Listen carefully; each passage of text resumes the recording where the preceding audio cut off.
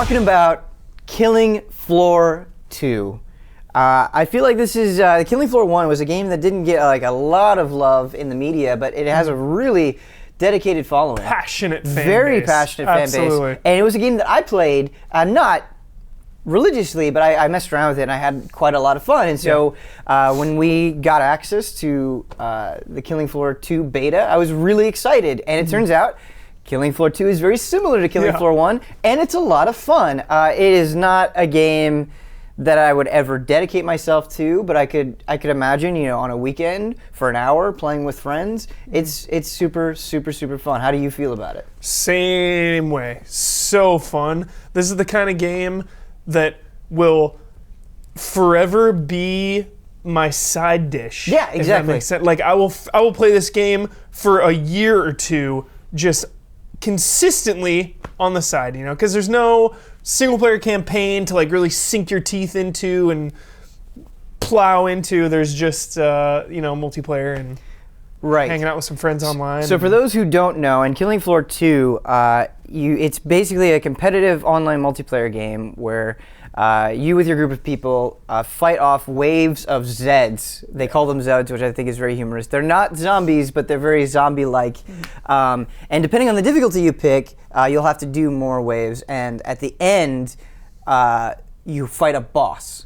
And those are usually pretty intense. Friggin' boss! Yeah, you can kill that guy. He's kind of a pain. It's cool though because once you sort of learn his moveset, he's very manageable. Yeah. But what I like about Killing Floor 2 is it's not just a horde mode where you just have the same weapons every time. A lot of it comes down to how you spend your resources, your money, and which class you pick. Because the class you pick will determine your effectiveness. So I played a lot of the Berserker, which is very, very good at melee, getting in there with some of these crazy weapons that I absolutely fell in love with. Like one of the ones I was using was a sledgehammer.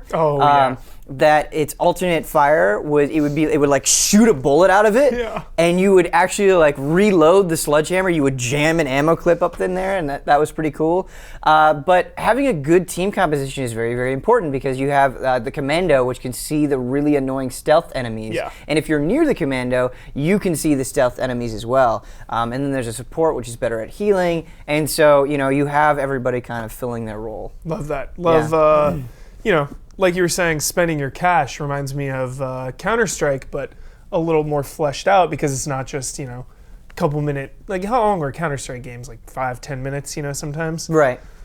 The first couple waves, I'm switching to my pistol, I'm trying to save ammo, I'm saving up because I needed to save 1,500 for like the best assault rifle. But after each couple rounds, I was only making a couple $100, 300, 400. So for the first few rounds, I'm here with my pistol and my weak little machine gun. Right. So for the later rounds, I have my heavy weapons. Yeah, definitely. And this is something I normally don't like in games, but equipment load I actually think is used really, really well here. So that sledgehammer that I was talking about was very powerful and very expensive. For the first 3 rounds, I didn't buy anything. I had no body armor, like you were saying. But once I bought that hammer, it was so heavy that I couldn't really buy anything else. I was kind of all in. And so if I wanted to get a different weapon, I had to sell it. Something that I put all those resources into. And so it always feels like you can't cover all of your bases. And you never feel like stocked up. And like the auto shotgun, I remember one of the first matches I played, I was like, yeah, the auto shotgun. It was super powerful, but I ran out of ammo very, very quickly. I love how limited ammo is. You can't just spray and pray. It's like expert mode on Left 4 Dead. You really got to pick your shots, aim for the head, take it easy. Right. And because ammo is so limited with certain weapons, there's actually, you can find ammo and body armor and weapons around the environment. And I think that's cool because you really need to talk to your teammates like, hey, who needs this? Do you need ammo? It's right here. Do you need body armor? It's right here. I love how good vibes the community was too. Yeah. Like, people were throwing cash at me like on the mic. Like, oh, do you need cash? I have plenty. Like literally throwing money at my character. Right. They were like everyone's healing up because I love how unless I think you have to level up, but because I saw some people healing themselves, I didn't have that ability. Mm-hmm. But the fact that you have to heal your teammates instead of healing yourself really made everyone just gel and work together. Definitely. I don't know if it's just because it was closed beta and there was a very limited pool of people, but everybody was super nice. And I always love those things in games that maybe like weren't intentional, but kind of become synonymous with the game. Yeah. At the end, if we were ever successful, if we ever won a match, everyone would just dump all of their money and like spin around, and you would see like piles of cash flying everywhere, and it was just kind of a cool killing floor thing, you know. Yeah. The one other thing that I wanted to talk about, or two other things actually, is it's you don't just gain experience for killing things. You have to, depending on like the class you pick, you have to kill things in specific ways, and I think that's really, really cool. Because on one hand, you're not limited. You know, if you're a berserker and if you're kind of meant to be a close range guy, you can still buy assault rifles and fire from a distance. You're just not getting experience for it. And so it's a cool way to sort of incentivize you to play your class without totally restricting you. You know? I thought that was really, really smart. It seemed like long term. I mean, you start at rank 0.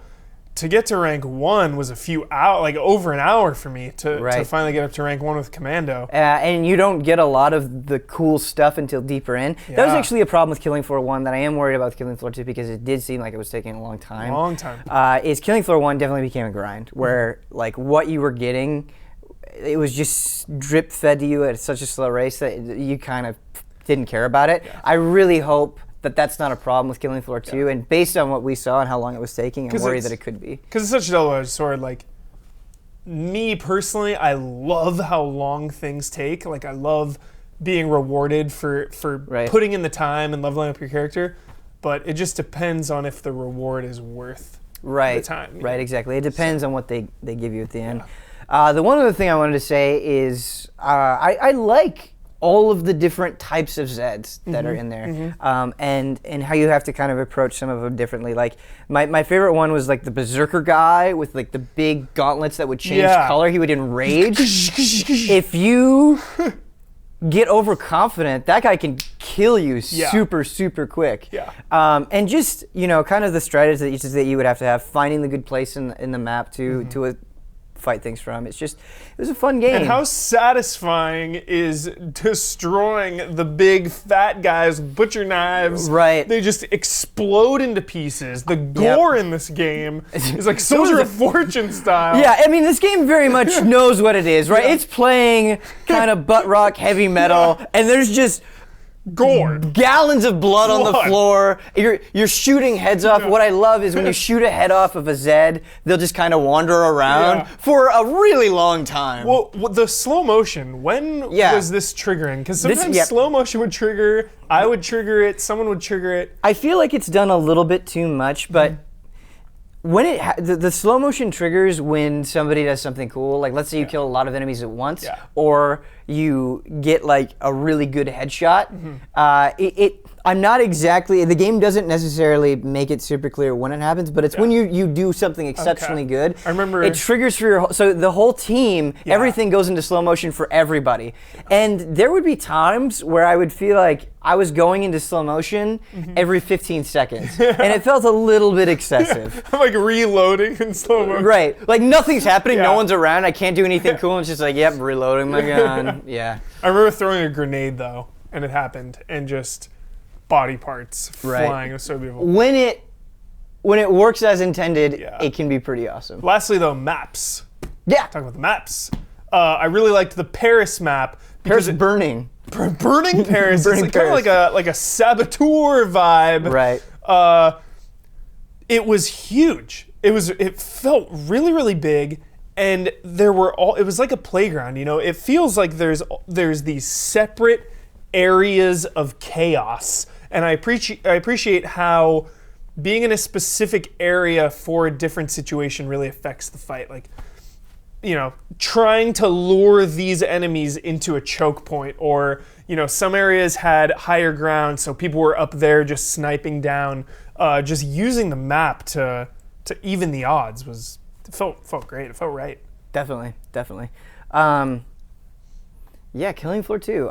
Floor 2. I'm excited to play more of it. Tripwire was pretty good at updating Killing Floor 1 and giving people a lot of cool seasonal things. So hopefully they do that with Killing Floor 2. It's definitely a game that I think would be fun to stream.